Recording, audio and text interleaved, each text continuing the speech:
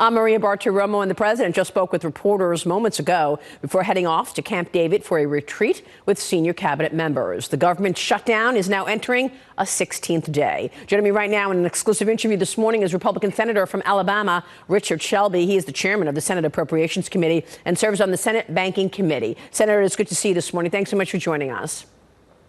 Good morning to you, Maria. Your reaction to the president. You've had meetings this weekend. Your mandate is to fund this government. Tell us where we are in terms of being at an impasse on this border wall funding.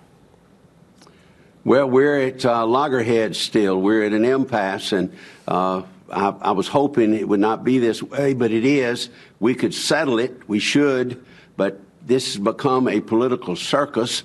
A lot of people on both sides are calling names and so forth. But what we need to do, Maria, is get together. We need to secure our border. I think the president's absolutely right in this. We're close sometimes, but we're far away. And I think we got to quit the political posturing and get down to rational thinking, rational discussions. I know this afternoon some of my staff will be at the White House trying to negotiate to where we are and what can be done. This could be settled in 24 hours or less if we could get together. And I think we've got to get together because ultimately, Maria, this will all end in some negotiated settlement. The American people want us to work together. They want us to do right. They want us to secure the border. They want us to fund the government. We can do all of this. We should have already done it. Well, you've had an idea of $2.5 billion versus the $5.6 billion that the president wants. What are you hearing on the other side? You know, I know that you're having discrepancies over what to call it, a wall or concrete versus steel. These really all seem like politics. Oh, it is raw politics. It's posturing. The political equation's changed a little bit. We have a Republican president, a Republican Senate, and a Democratic House. But we all should put security of this nation first, the borders.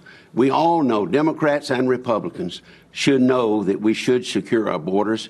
And it's a question. You mentioned the name wall, barrier, border security. We should get away from that. Fence.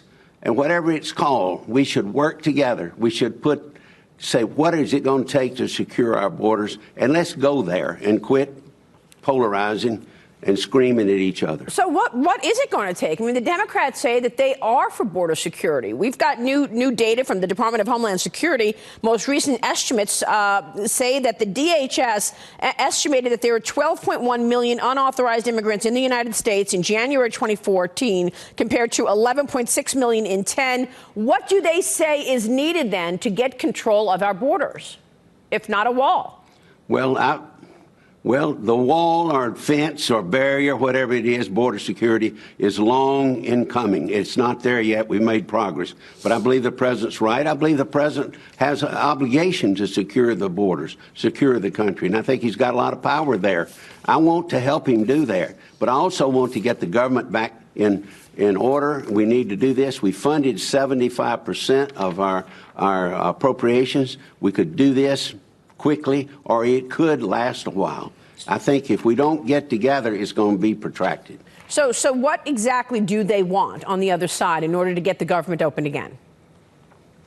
Excellent question. When you negotiate with somebody, Maria, and you've done it, you've got to figure out what they want, what we want, and how do we settle and compromise and get something for both sides. Because ultimately, that's what's going to happen.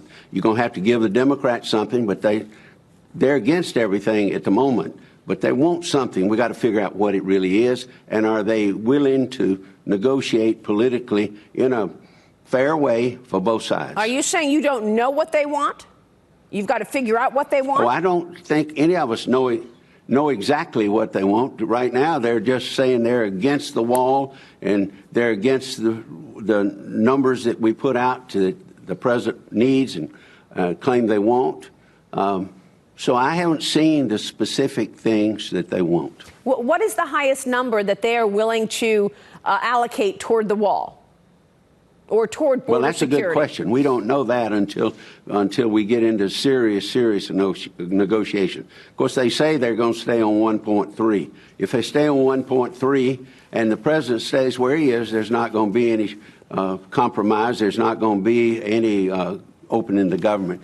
The people are estranged right now. We've got to get together. Yeah, I find it really odd that we are entering a 16th day of a government shutdown and you don't know what they want, nor do you know the number that they're willing to go to. Senator, we've got a lot to get into. Please stay with us. We're going to take a short break. You sit on the banking committee. I want to get your thoughts on the volatility from markets as well, affecting 401ks, as well as the economy today after those really boom numbers on jobs. Follow me on Twitter at Maria Bartiromo at Sunday Futures. We'll be right back with Senator Shelby as we look ahead on Sunday Morning Futures.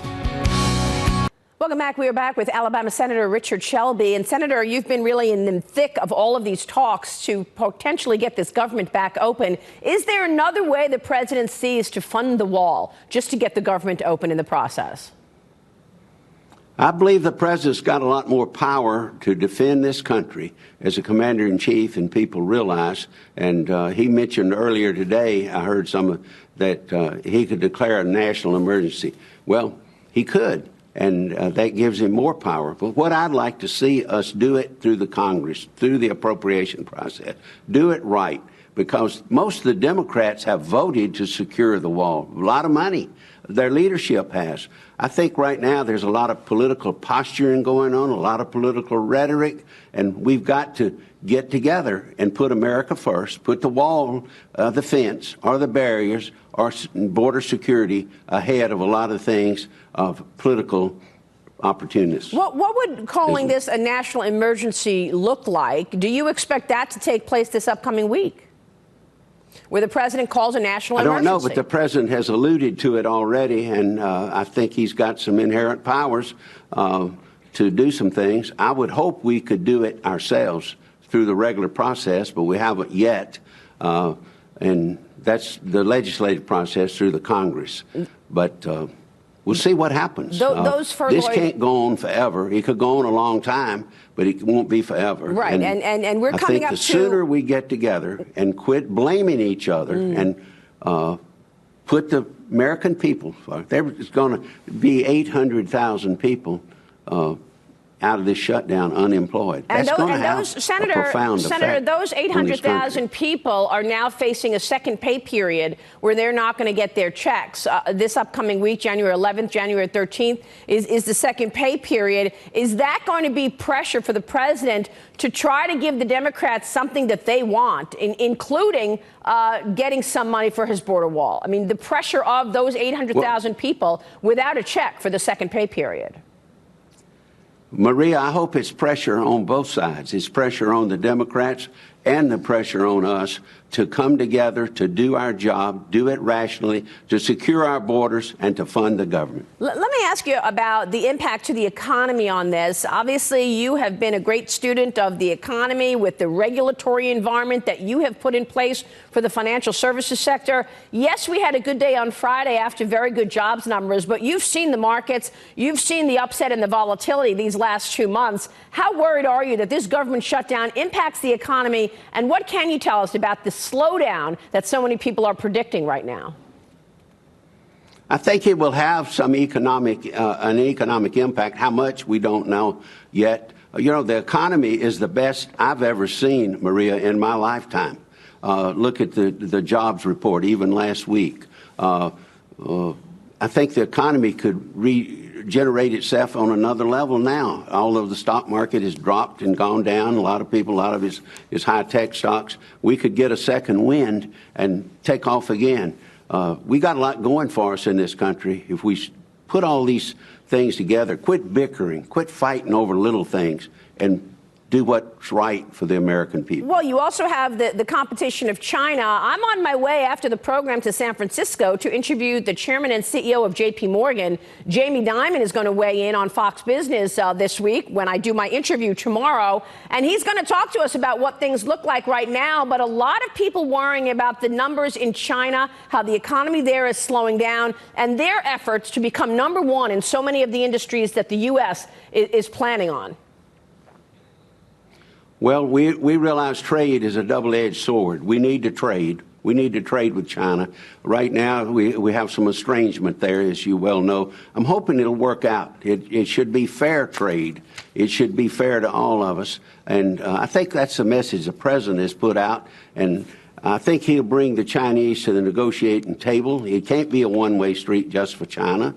But what happens with our relationship with China does affect the world trade. It will affect their economy. It already has. It will affect ours in the long run.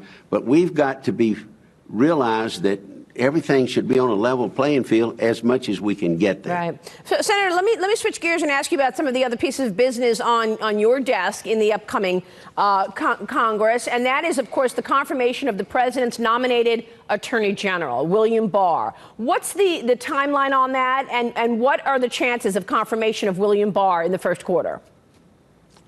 Well, I would think he would. He has been the Attorney General. He served with distinction under President Bush 41. He's well respected, I think, in both sides of the political spectrum. He's solid. I don't know any negatives about him. I think he would be confirmed, but I have to go through the Judiciary Committee, the process, and we need a good Attorney General. We need to get him in place as soon as we can. All right, Senator, before you go, wrap us up here on what catalysts we need to focus on in terms of understanding whether or not this border battle gets a compromise. I hope it works out. I hope that we can secure the border and get the government back working. When is your next meeting with your colleagues? When is your next meeting with your colleagues? What is the catalyst that's going to get things moving?